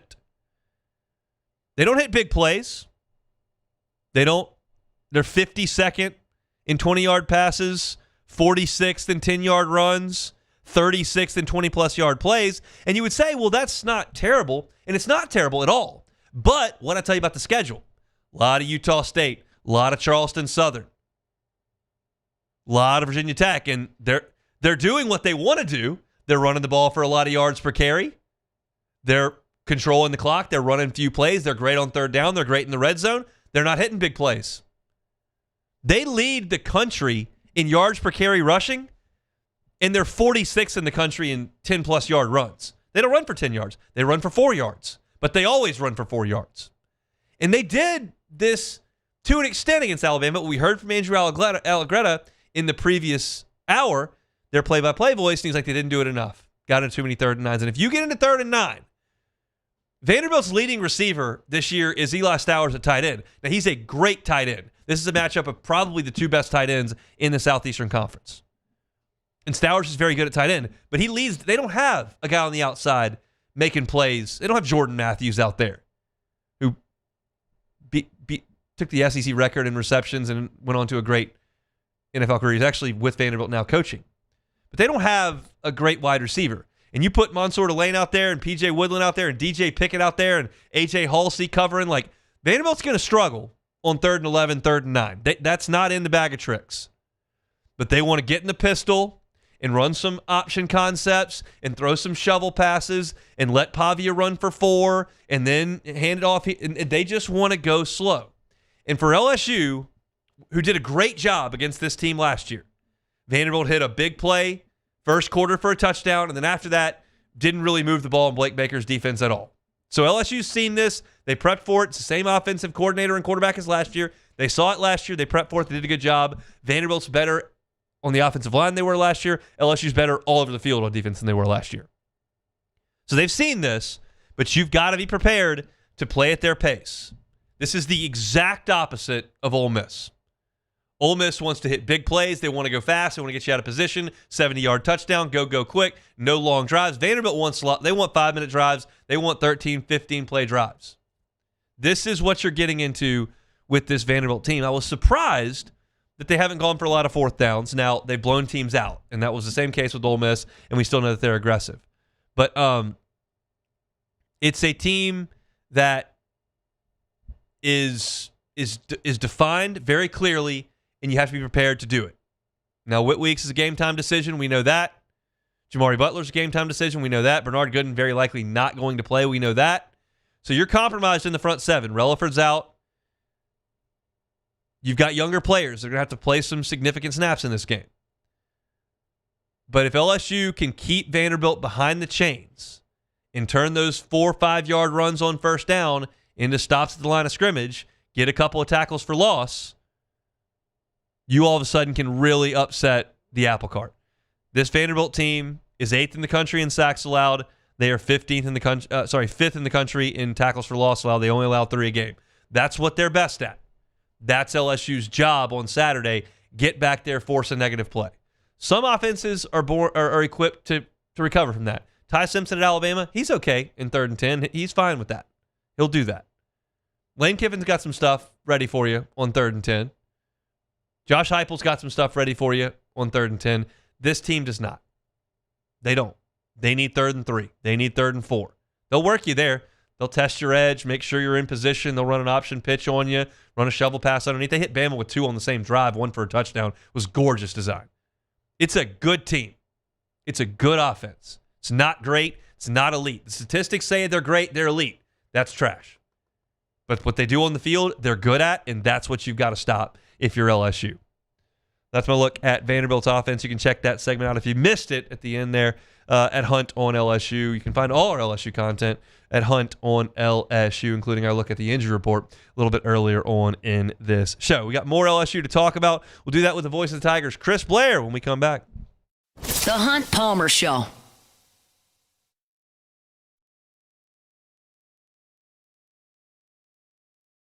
Raising Cane's is our victory meal. Football fans are some of the most dedicated fans in sports. It's a fundamental quality we share, and that fuels every single order of our hand-battered chicken fingers. Wherever there's football, there's Raising Cane's. One love. Let's go. When it comes to choosing energy for your family and your home, make the smart choice with natural gas. You can count on efficient and affordable natural gas to keep you comfortable and reduce your environmental impact to help protect our planet. Together, we're fueling our energy future. Atmos Energy. Flight by Yingling is raising the bar by crafting the next generation of light beer. With only 2.6 carbs and 95 calories, this is premium refreshment 6 generations in the making. Flight by Yingling. Raise the bar. Need security services you can count on? With Veteran Security Services, you're always protected. Locally owned and proudly serving the Gulf Coast, they're not some big national firm chasing profits. They're neighbors protecting neighbors. From petrochemical plants and healthcare facilities to port and maritime operations, Veteran Security delivers reliable protection you can trust. Choose community. Choose confidence. Choose Veteran Security Services. Visit veteransecurityfirm.com. While Louisiana politics can seem like they're from another planet, Moon Griffon isn't afraid to bring politicians back down to earth. Listen to the Moon Griffon Show weekday mornings at 9 on Talk 107.3. It's not just a game, it's a religion. You've got your team colors, team swag, and now your very own website, LouisianaSports.net. Everything LSU, Saints, and Pelicans. Sports on demand. In-depth coverage by sports writing pros with continuously updated news. And with the LouisianaSports.net newsletter, you get pinged directly with top trending stories. Best of all, now and always, no paywall. It's free. LouisianaSports.net, powered by 104.5 ESPN Baton Rouge. Your home for Louisiana sports. We typically think of stress as being bad for us. At Our Lady of the Lake and LSU, we are researching how certain types of stress, such as exercise, can be good for our immune health. By studying people under extreme stress, such as athletes, astronauts, service members, and first responders, we're learning how to improve the immune health of everyone. That's the power of research. That's the impact of champions. Together, we roar. In South Louisiana, you can always count on good people coming together to help our children. At Dreams Come True, we grant wishes for Louisiana children with life-threatening illnesses. But to do this, we need funds. That's why we're trying to raise $100,000 for Dreams Come True by giving away the Blessed Children's School. Make your backyard's dream come true while helping our kids. Just go to dreampoolla.com and you can find out how your $25 donation might help win you a Duplessis pool. Every winner knows a great play starts with a solid game plan and the right team by your side. At Sunshine, we're here to keep your operation running strong. From tractors to harvesters, we've got the John Deere equipment you need to tackle every job with confidence. Because when the work's done right, there's more time for the things that matter, like cheering on your favorite team. Make Sunshine Quality Solutions part of your playbook this season and learn more about what it means to be powered by Sunshine at sunequip.com. Parish Construction and Roofing. This is Coach Kim Mulkey. Go to parishbuilt.com for all of your roofing needs. From your hometown, parishbuilt.com. Gulf Coast Bank. This is the Hunt Palmer Show, brought to you by Sagrera Farms.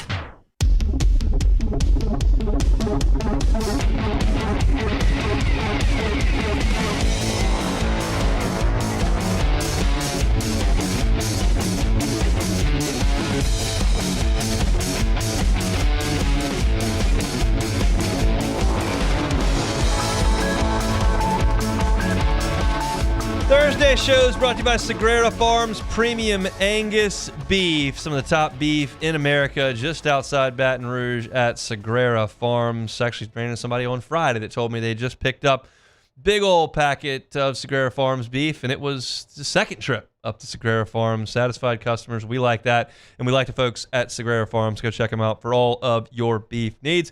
Chris Blair, voice of the Tigers, going to be with you on the airwaves this evening. Brian Kelly show from TJ Ribs tonight at 7 o'clock, and he'll be up in Nashville for LSU and Vanderbilt at 11 o'clock on Saturday. Chris, thanks for the time. How are you?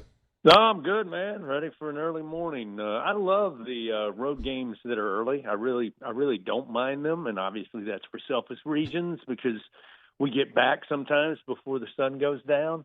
But this is an early one. I mean, man, goodness. And, we'll see you early or talk to you early Saturday morning. Hey, I'm okay with a 9 o'clock start. My kids don't let me sleep past 6:15, so I'm ready to rock, and that gives me an afternoon to do things that are great. I tell the listeners all the time who all of them hate the early kickoff, I'm not asking for 9 of them, but I will take one if you give it to me. And so if you're going to give it to me on Saturday, I'm in. Yeah. And, again, as I said, I prefaced by saying only on the road. There's no reason whatsoever to have a game anytime before 6 o'clock at home. I would agree. So let's talk about what we saw Saturday night in Tiger Stadium. LSU took care of South Carolina. Garrett Nussmeier used the term dominated the game on Tuesday, and you can back that up statistically. What did you see? Yeah, I mean, obviously you'd love to have more points, and I know if you simply just saw the final score, you would be like, okay, that doesn't look dominant. But, again, South Carolina, to me, it's one of those games, and I'll talk about this in just a little bit, where you get the win, never really felt like, especially in the second half, that the game was in doubt, and then, suddenly it's only a 10-point win, and you think, well, you're a play here or there or a mistake here or there from that thing getting really close. And unfortunately, that's kind of been the story if you look at the Power Four matchups. I mean, again, Clemson was a one-score game, but it never really felt like it was that close. Florida never felt like it was that close. And I kind of felt the same way coming out of the stadium with the win over South Carolina. Having said that, when you go back and look at what Carolina did offensively, it was just another masterful and dominant performance by the defense, who, again, have only given up, a handful of points in the second half, and for that matter, only a handful of points in the first quarter.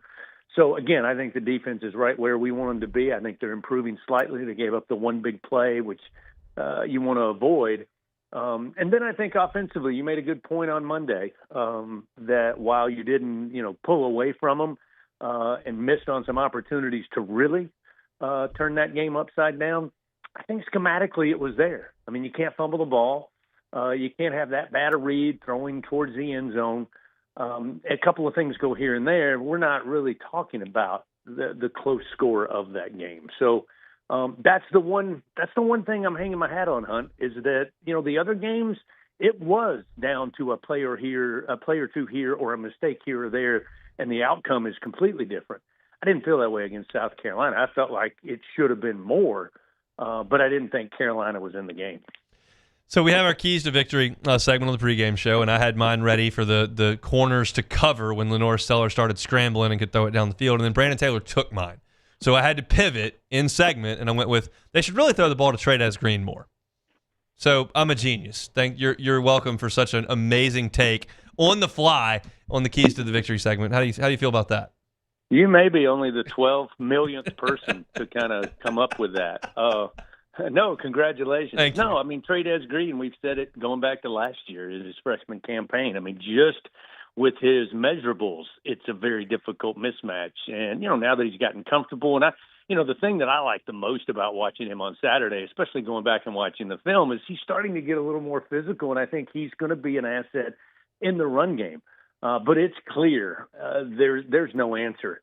I dare to say there's not many schools in the country that have a player on the defensive side of the ball that is going to be able to match up with Trey'Dez Green. And I also like the fact that they used him outside of the red zone.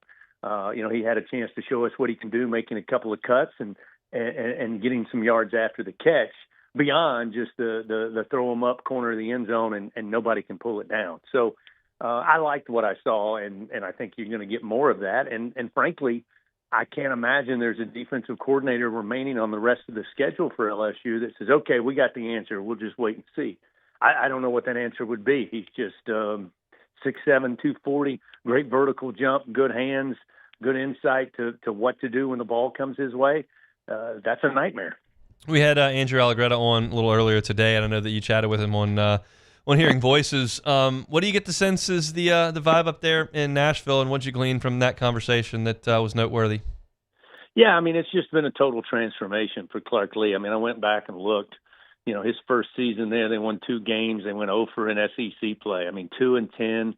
And it looked like pretty much the same. You fast forward to last year, obviously the big feather in the cap was the win over Alabama. And considerably better, but the jump they've taken this year, coming in 5-1 until that loss to Alabama down in Tuscaloosa, which they went toe-to-toe, had their opportunities. It was the best start Vandy had since who knows when. So they've got a vibe going there. Andrew told me, he said, look, it won't be like it was when you were here in 19, when it was basically an LSU home game for Joey B and the boys. And obviously the 2020 season, that was, a virtually empty stadium due to COVID. So, I think it's going to be a little different. That's one thing about Nashville, man. When the Predators are winning, when the Titans are able to put together a good product, same thing for Vanderbilt. Not only are you getting Vandy alum fired up for the first time in their lives, and probably the first time in generations of their families' lives, but you're starting to get some of the celebrities. Everybody wants a piece when the bandwagon's going. So I think it'll be different. Obviously, the upgrades to the stadium, but I just think it'll be different from a standpoint of this is a fan base now that really feels like, right or wrong, we'll see, that they can go toe-to-toe with everybody in the SEC week after week after week. And so far, they've been able to do it. Do you get the sense that at some point there is a bit of a breakout coming from the offense? Yeah, I hope so. I mean, again, I go back to what we kind of talked about. There were moments when Caden Durham was a shoestring tackle away from again, making a big play in the run game. And I know that's woulda, coulda, shoulda. I understand that. But I look at tackles for loss, and I look at the number of times, take the sacks out of that, just the running plays where LSU's been stuffed with no or loss of yards on a play. There were a ton of them against Clemson. There was even more against Louisiana Tech. I mean, you can go through the list. And I like the fact that, again, not perfect, but there were plays where Caden Durham was getting to the second level and one missed tackle or he's able to stay upright. And suddenly we've seen what Caden can do when he's out in open space. So that's number one. I used to say Clyde Edwards-Helaire was so good and maybe underrated as a running back just simply because he never went backwards. Like you may not get, he might get a yard or a half yard, but he wasn't going backwards. And that started to bother me a little bit when watching this LSU team try to run the ball. It seems like every time they were lucky to get to the line of scrimmage, much less positive yards. So that to me was a good sign. The fact that we put the ball in the air 30 times should have had some bigger plays out of it. Players will learn from that. They can fix that. And the fact that we stayed with the run game and attempted 30 attempts on the ground. That's what I'd like to see. And I think we've got playmakers that if they don't make mistakes, if they protect the football, make the right reads, I think this offense is due for a game where we go, yes, that's what we thought we were getting. I think it'll happen eventually. I can't promise it's Saturday, but one of these days they'll find something offensively and they'll be tough to stop. I hope it is Saturday against Vanderbilt. Anything specific you're looking to find out from Coach Kelly tonight on the show?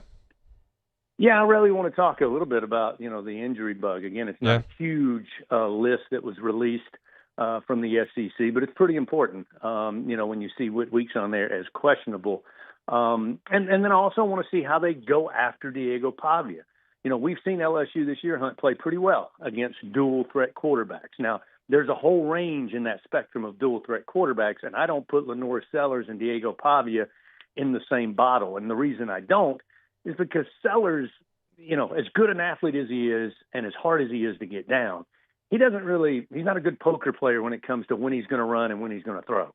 And I think that helps the defense out a little bit. Pavia is another kind of different animal, if you will, in the sense that he's going to try to extend the play. He's going to move the pocket, but he's not as obvious as when he's finally going to bail out. I mean, he reminds me a little bit of Jared Lorenzen, if you remember at Kentucky. There were plays that you thought, okay, just throw it away or just go down or whatever. And Lorenzen, would do a behind-the-back pass, and suddenly there's the tight end that's, scampering down the sideline. That, to me, is the biggest concern about Pavia is that he can extend the play and has a little bit of a better bluff game as to whether he's going to try to extend it to run it or if he's just waiting for one guy to open. And I think his arm is a little bit better, at least from an accuracy standpoint, than Sellers. So I want to talk to Coach about how they set the edge to keep him in the pocket, but how they don't give up on coverage downfield, because just when you do, he'll pop you one for a big one. You can hear it tonight, 7 o'clock, Brian Kelly Show from TJ Ribbs, also on the LSU Sports Radio Network. And LSU and Vanderbilt pregame on the network starts up at 9 o'clock. And then Chris, Jake, and Gordy will have the call from Vanderbilt's campus coming up just after 11. Thanks, Chris. Talk to you Saturday morning. Thanks, Hunt. Sounds good. He's the voice of the Tigers, Chris Blair. Let me tell you about Sagrera Farms Premium Angus Beef, just a personal story. John dropped off a sizable portion of the beef back in the summer, and we're just about out, and it's a big bummer because we have to get some more. But it's so good. Ribeye, best ribeye I have ever cooked at home by sizable portion. The burgers from the ground beef that he dropped off, my wife just absolutely loves. She's a big burger connoisseur, and she just said these are the best you've ever made at home. We made a sirloin roast in slow cooker last week that was just A+. It's just incredible quality. You can see it in the marbling immediately when you look at it. And then you cook it, you bite into it, you taste that tenderness, the flavor. It's prime. I tell you all the time what prime means on that IMF scale. 9 or better is prime. Sean's got cows on the farm right now that are 12, 13, 15, 17, 19 on the IMF scale. More than twice the threshold for prime. And they ultrasound, they're telling you that for a fact. If you want to get quarter cow, whole cow, half cow in that freezer for the fall months, Sagrera Farms Premium Angus Beef is happy to have you up to the farm. It's there in Ethel, 30 miles away. It's top 1% beef in America. And you can call Sean and get that in your freezer for the fall. Give him a call. 719-1723. Of course, it's in the 225. 719-1723. It's Sagrera Farms Premium Angus Beef. We'll come back with Luke Johnson next. The Hunt Palmer Show.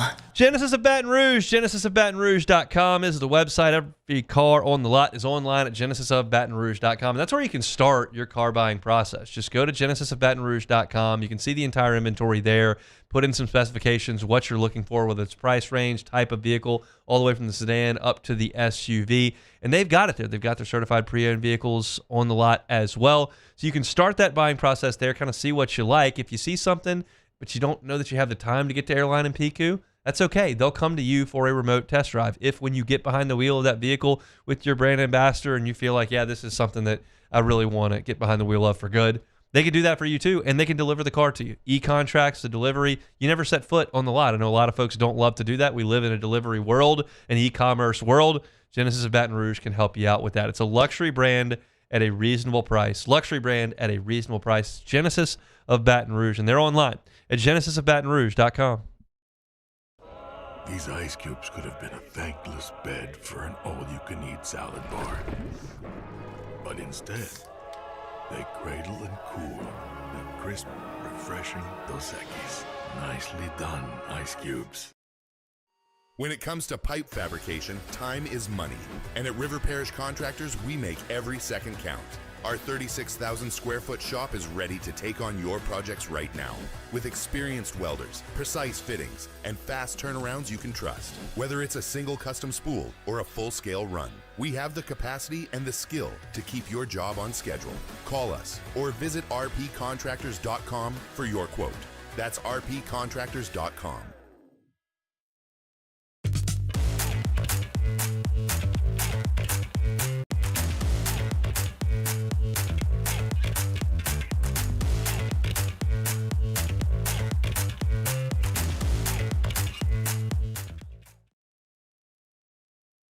After a decade of working in private duty nursing, I know how hard it can be to find compassionate care for the ones that you love the most.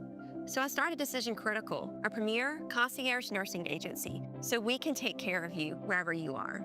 Our highly skilled nurses provide exceptional care from the comfort of your own home with personalized packages for short-term, long-term, or even around-the-clock care. Visit us at decisioncriticalbr.com and give us a call today to get started. Men, age is just a number. Don't let it dictate how you feel. Goodwood Men's Sexual Wellness has anti-aging services that can help you look and feel your best. Visit yourgoodwood.com and discover a renewed sense of vitality. Breck teamed up to reimagine your parks, and you imagined big. With your help, we went to work, creating 12 beautiful community parks across the parish. A family-sized water park, miles and miles of trails, and parks just for your dogs. There are more places to splash, to explore, to run wild, and even soar. You imagined, we delivered. Gold. Breck, your #1 park system in the nation. Trust isn't given, it's earned by showing up, leading the way, and performing at your best when it matters most. Our Lady of the Lake sports medicine experts know what it takes to improve performance and build champions at every level. That's why LSU chose Our Lady of the Lake as its championship health partner, trusting Louisiana's best medical team to care for our state's best athletes. From championship athletes to everyday champions, trusted care starts here. I trust the lake. Hi, this is Beth Serena. Welcome to my pool.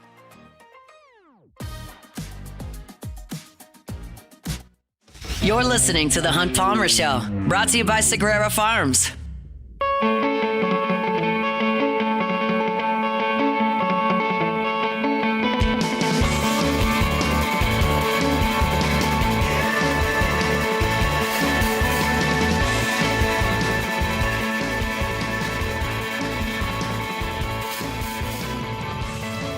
Thursday show is brought to you by Sagrera Farms Premium Angus Beef. Let's talk a little New Orleans Saints. To do so, we bring on our guy Luke Johnson from NOLA.com and The Advocate, covers the black and gold. He's with us on the Jim's Firearms Hotline. Luke, how we doing? Doing great, man. Thanks for having me on. Very well done. Didn't mention the Brewers at all in that intro. That was well done by you. Appreciate that very much, so we can talk about the Saints and things that really matter. death comes for us all, man. That's what I'm just realizing this week. Yeah, the Dodgers are quite good. Probably wasn't going to be a lot of fun for the Cubs to play them either. All right, Saints and Bears. What's the bigger angle here? Dennis Allen, Rattler versus Caleb Williams, Oklahoma teammates. What's the angle at this point? I mean, if you're a Saints fan, it's got to be going up against Dennis Allen, right? For as much good as that guy did here for a long time, that 2.5 year stint with him as a head coach is just like soured so many people on just like his entire time here. And I think this is one of those games where the Saints could be whatever this year. If they go up to Chicago and hang 35 on Dennis Allen's defense, I think people here are going to be ecstatic. It's not like quite the level of I just want to do that and don't care what else happens this year, but it's pretty close. The Caleb Williams and Spencer Rattler thing is really interesting. I asked Rattler about it a couple times yesterday, and he's doing the quarterback thing where he's not playing it up or anything like that. But I would bet if you were to inject him with some true serum, he'd give you some really interesting thoughts on it. Do the players care about the Dennis Allen thing? I don't think so. Yeah. Maybe a couple of them. I bet Kendra Miller does. Yeah. I was just going back through and reading some of Dennis's old comments about Kendra Miller, and he was blunt. I appreciated Dennis for that. He really said what was on his mind about Kendra, which was he was obviously very frustrated with the player who couldn't stay on the field. But if I'm Kendra Miller, I'm licking my chops looking at a Bears defense that's given up 160 rushing yards a game, as an opportunity to kind of stick it to the old coach who. Fair or not, it didn't really give him too much of a chance whenever he did stay healthy to show what he could do. So, I think just getting back to the original question, the whole Dennis Allen thing, I don't know if it's necessarily as big a deal in the locker room or even for players like Kendra Miller. It's probably we just need a win. But I think just from a football viewing standpoint, I think that to me is the most interesting angle of this game. So you mentioned Kendra Miller. How big do we think his workload is, considering Alvin Kamara's shortened week of practice? I would say, going into this, I'd be pretty confident. Maybe a 60-40 split. I mean, they're going to have to run the ball. Alvin is, Alvin took the majority of the workload last week, but. Especially when you consider he had 5 catches in there too. But I think they're going to have to run the ball to win this week, and I think Kendra Miller gives you a really good shot against this Bears defense, just with the style he runs with the physical style, knowing how Dennis Allen likes to play. I think that he's going to have to play a big role in this game, and I think they probably understand that there's going to be some motivation for him. Even if it's like I just said, even if it's not as much as people would think. There's definitely an I'll show you element to this for Kendra Miller. So I don't think he's going to handle the lion's share of the workload. I think as long as Alvin's here, that's going to be his job. But I do expect him to get a lot of work. Let's sidestep the Bears game and just stick to Kendra Miller for a second here and just kind of play hypothetical. Talking year 3 here, I mean, what do you feel like his future is in New Orleans? Do you think they're going to pick up that option? Do you think he's kind of the heir apparent after what you've seen early on in this year, or is that too ambitious to talk about at this point? I think it's still way too ambitious. He has shown some ability to do some really, really nice things. There has been a couple games this year where he is exactly who we always kind of thought he was. Right, somebody who could break tackles, who's just kind of an explosive play waiting to happen. He had a bunch of them against the Bills. He looked great against the Bills. But we are still talking about a guy who I looked it up right before the show. He's barely top 40 in the NFL in rushing. He's averaging 4 yards a carry. He's shown some nice things. But if we're going to talk about him as the future of what the Saints running offense could be, I think he's still got to show a lot more. But look, he is finally staying healthy, and he does look good when he's given the opportunities. So it's there for him, but he's got to stay on the field, and he's got to show he can do it consistently week in, week out. You feel like Chris Olave has got to be a little bit better? I mean, he has to be. Yeah. There's it's so funny that we're talking about this after he's coming off, just statistically, clearly his best week of the season, right? He had the 53-yard catch to open things up. There was a drive or two where he was really like the straw that stirred the drink on the drive, right? Like 2-3 catches on the drive, getting them down into field goal range. But the only thing anybody wanted to talk about afterwards was the plays he didn't make. Right? I mean, a crucial 2nd and 7 late in the game. You got a chance to go win the thing, hits him right in the hands, and he drops it. There's a pass to the end zone that, you could make an argument if you were really like a Chris Olave supporter that that was a difficult catch, which is true. Like, it was a difficult catch, but like, if he's going to make any claim whatsoever on being a number one wide receiver, if he's going to try to get paid like that, like, you have to make those plays. Like, you just have to. And he just has not done it consistently enough this year. Yeah. I think there's like arguments to be made about like how they're using him in this offense. It's really weird to see a guy like Chris Olave, who we all know to be an explosive player, averaging like 8 yards a catch. But like, when the plays are there to be made, you got to make them. And he's not making them right now. So, something's got to give there. I don't know if it's just like, hey man, like, we really like you, we really like what you do, but like, you're not going to be our number one guy. Like, you just aren't that. Is he going to be okay with that? I don't know. Like, do the Saints still want to go down this road, knowing they're going to have to pay him in another year or two?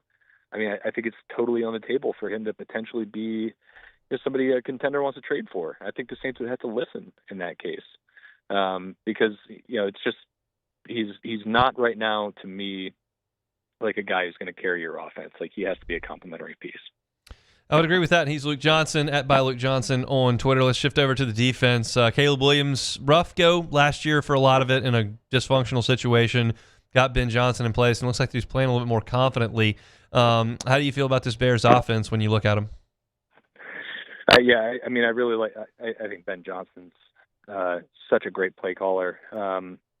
He's really creative. Like if you're looking for somebody who's going to run like those kind of designer plays, right? Like the plays that are going to make like highlight reels because like, look at all this crazy stuff they're doing offensively. Like, he's going to do a lot of that. But like, he also just down to down, I think, is a really smart play caller.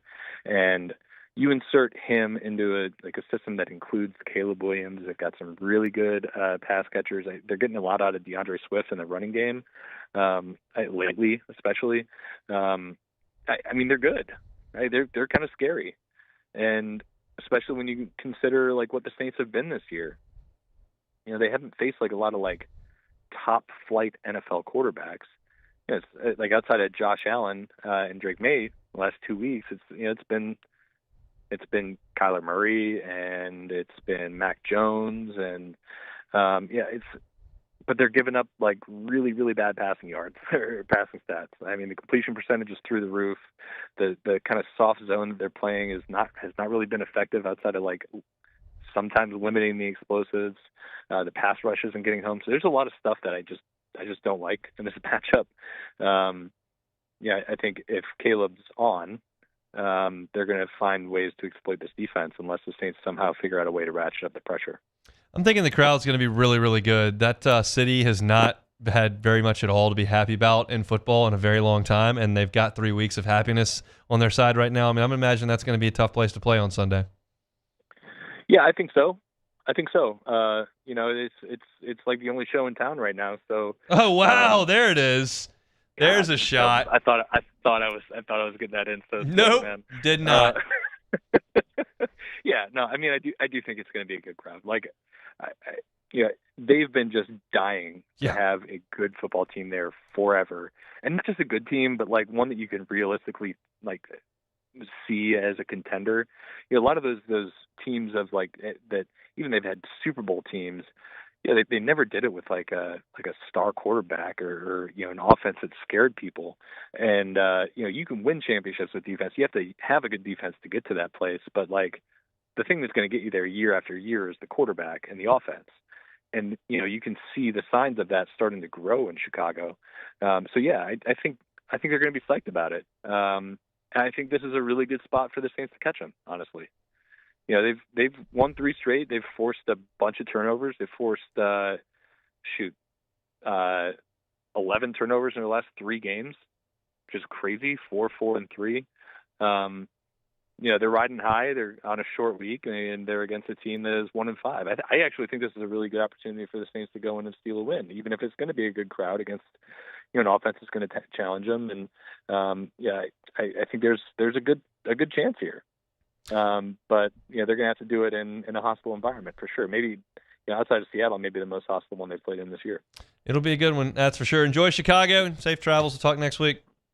Sounds good, buddy. See ya. Luke Johnson at @ByLukeJohnson on Twitter with the NOLA.com and the Advocate. Good enough to give us some time here on Thursdays. Thursday show is brought to you by Allegretta Farms Premium Angus Beef. We'll close it up next. The Hunt Palmer Show. Flight by Yingling is raising the bar by crafting the next generation of light beer. With only 2.6 carbs and 95 calories, this is premium refreshment 6 generations in the making. Flight by Yingling. Raise the bar. Parish Construction and Roofing. This is Coach Kim Mulkey. Go to parishbuilt.com for all of your roofing needs. From your hometown, parishbuilt.com.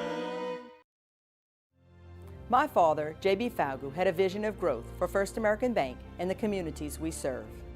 The bank's foundation was built on his legacy of compassion, loyalty, and dedication.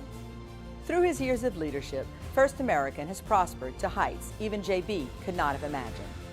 I know my father would be extremely proud of the customer service and financial stability that First American provides to Southeast Louisiana. We continue to thrive because of the legacy of J.B. Falgu. 104.5 ESPN Baton Rouge and First American Bank and Trust bring you the Heart of the Game Award, recognizing student athletes who deliver when it counts. Nominate your game day standout at 1045ESPN.com by the 21st. We'll choose 5 male and 5 female finalists, and then it's up to the fans to vote for the winners. Each winner gets a $250 gift card, a custom award, and the spotlight they've earned. Presented by First American Bank and Trust, a banking tradition since 1910. These are the luckiest ice cubes in the world. They could have been a thankless bed for an all-you-can-eat salad bar. But instead, they've been called upon to cradle and cool a crisp, refreshing Dos Equis. Looks like the lucky just got luckier. Dos Equis. Men, age is just a number. Don't let it dictate how you feel. Goodwood Men's Sexual Wellness has anti-aging services that can help you look and feel your best. Visit yourgoodwood.com and discover a renewed sense of vitality. At Ochsner, we know healing is a team sport. That's why we've partnered with world-renowned orthopedic surgeon Dr. James Andrews to create the Ochsner Andrews Orthopedics and Sports Medicine Institute. Whether you're a professional athlete or a weekend warrior, our team of specialists are dedicated to getting you back in the game. So whatever your reasons are for reaching your personal best, we've only got one: you. Ochsner Andrews Institute. Long live you. Family owned and community driven. Service Chevrolet Cadillac, a legacy you can trust since 1972.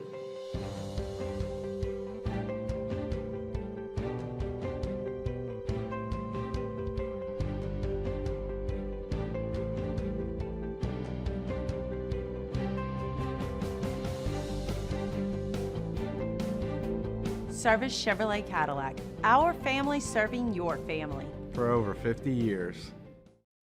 At Luba Workers' Comp, our journey began over 30 years ago with a simple belief: our clients come first. At Luba, our business has always been focused on people, not policies. Through every success and challenge, we've continued to grow because we've stayed true to our values, committed to providing you with genuine dependability. Because your well-being is more than a priority.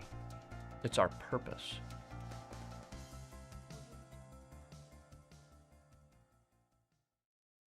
Gulf Coast Bank and Trust is giving our customers the power to bank anywhere, anytime during this challenging event. And we're right there with you. You're listening to The Hunt Palmer Show, brought to you by Sagrera Farms.